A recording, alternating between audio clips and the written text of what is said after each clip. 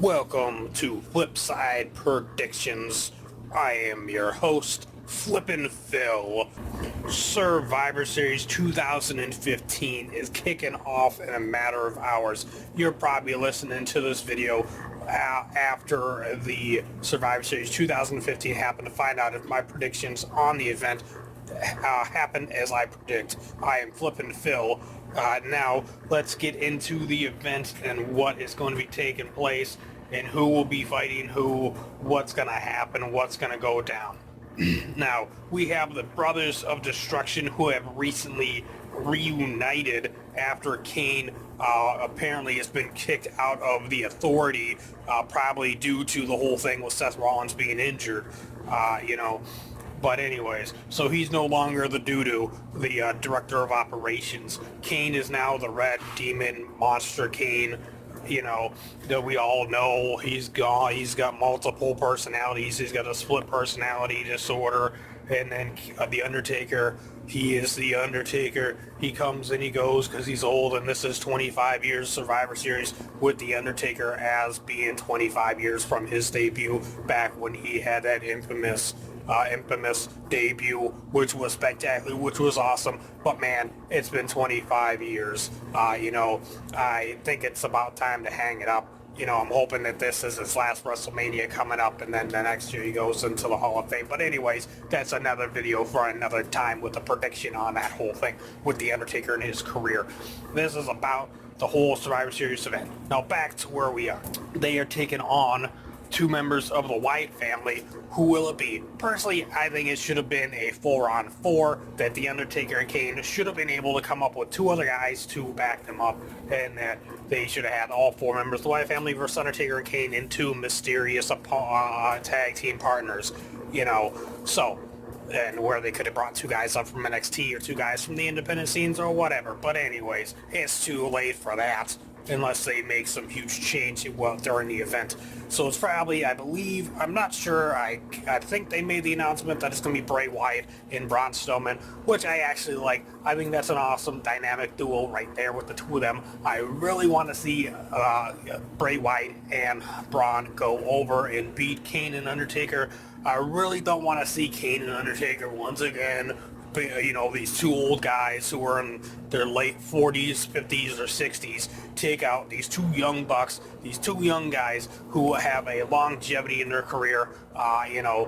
Bray Wyatt's taken a lot more losses than he should have in his career so far, but he can bounce back because he's Bray Wyatt and he's the Eater of Worlds. But this is one match, one tag team match that Braun and Bray Wyatt, I believe, must win, should win, have to win. I don't want to see the Undertaker and Kane, the Brothers of Destruction, win again. I want to see the Brothers of Destruction get destroyed. I want to see the destruction of the Brothers of Destruction happen in Survivor Series 2015.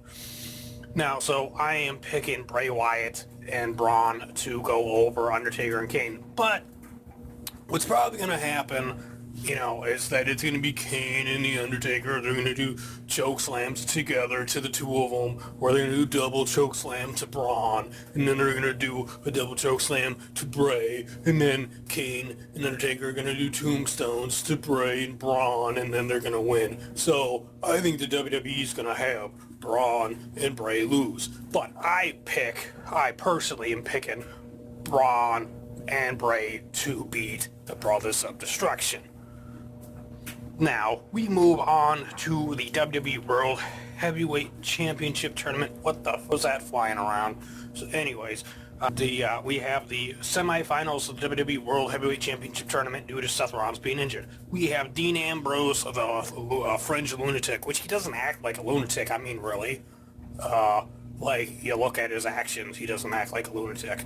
But anyways, like, if he was a lunatic, he'd be more like the Sandman from ECW. He'd end up beating, whenever he lost, he would end up beating a dude down with a kendo stick or something. He wouldn't just be like, oh yeah. But anyways, so Kevin Owens, the Intercontinental Champion, the former United States Champion, is taking on Dean Ambrose, and I want to see Kevin Owens hit that pop-up powerbomb and get the pinfall victory over Dean Ambrose and go on to the finals. That's what I want to happen. But what's probably going to happen with the WWE, they're going to go with Dean Ambrose, the former Shield member, who was backstabbed by Seth, and put him in the finals.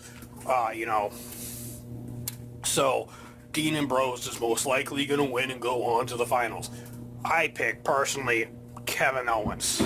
Then we move on to Roman Reigns, another former Shield member, going against Alberto Del Rio, a former WWE World Heavyweight Champion, a now current United States Champion. So I don't see any way. I like Del Rio, but I don't see any way, and I am not going to pick Del Rio to beat Roman Reigns, because that would just be an insane shock. I would be totally shocked if Alberto Del Rio beat Roman Reigns and went on to the finals. So Roman Reigns is going to end up getting the Superman punch, the spear, and he's going to beat Alberto Del Rio, move to the finals. So then we're having my two picks, Roman Reigns versus Kevin Owens. I am going on a limb. I want Kevin Owens to win. I would like to see Kevin Owens be the Intercontinental Champion and the WWE World Heavyweight Champion. Why? Because there's only one man in the history of the WWE that's ever done that, and that's the Ultimate Warrior, and he is no longer with us. Kevin Owens deserves that accolade, to be in that name, to be the only other man in the WWE history as a Intercontinental and WWE World Heavyweight Champion at the same time. Kevin Owens with a pop-up powerbomb taking out Roman Reigns. But what's probably going to happen is Roman Reigns and Dean Ambrose are going to fight. Then Dean Ambrose is going to end up going over. Dean Ambrose is going to win the WWE World Heavyweight Championship, and then Mr. Money in the Bank, Sheamus, is going to come out. Sheamus is going to come out, and he is going to cash in his Money in the Bank contract and win the WWE World Heavyweight Championship. Do I want to see that? Hell no. No freaking way do I want to see Sheamus come out and whenever he cashes in, I don't want to see him successfully cash in. He's been a champion in the past. Don't want to see it again. We don't need to rehash that. We don't need to relive another title reign of Sheamus just because he's Triple H's boy. So it's going to be interesting, but my pick, my prediction, Kevin Owens, WWE World Heavyweight Champion and Intercontinental Champion. Will it happen? Probably not. But that's what I want. Now we go on to Dolph Ziggler versus Tyler Breeze, the two flamboyant, blonde-headed guys in the WWE.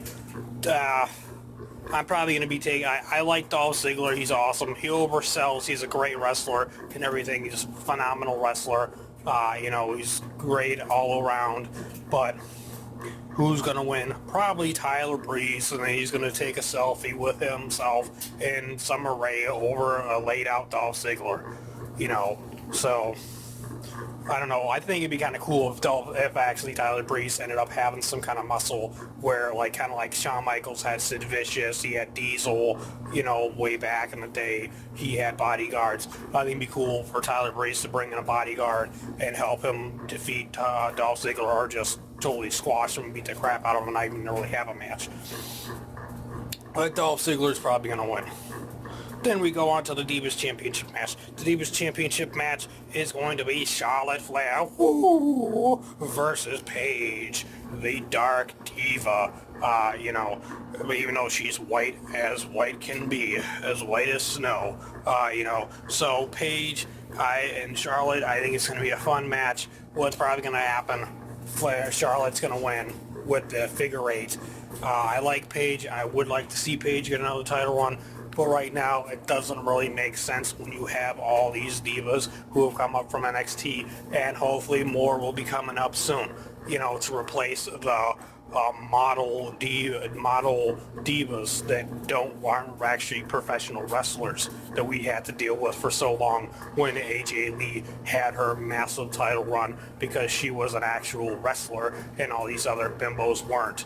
But anyways, I do like the Divas. I like to look at them. I like to watch them, wrestle around, whatever, walk to the ring and have a longer entrance than they do wrestling. But now things are changing.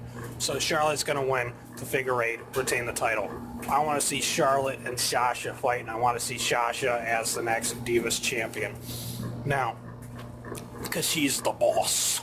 I'm actually surprised it's not a triple threat with Charlotte, Paige, and Sasha Banks here at Survivor Series. We should be having some kind of traditional Divas Survivor Series match with 5-on-5 or something like that when there's only two Divas fighting, and then have another traditional Survivor Series match, which we don't even know who's going to be in this traditional Survivor Series match of 5-on-5. Why hasn't it been announced? Why? I understand the whole shake-up and everything with Seth Rollins, but shit, get it together. Like, that should have been something that was planted, something that was advertised, something where we knew who the 5 men were, and then there should be a Divas traditional Survivor Series match as well. I don't get why there's not. It's like, give us what we want. I know I'm not alone.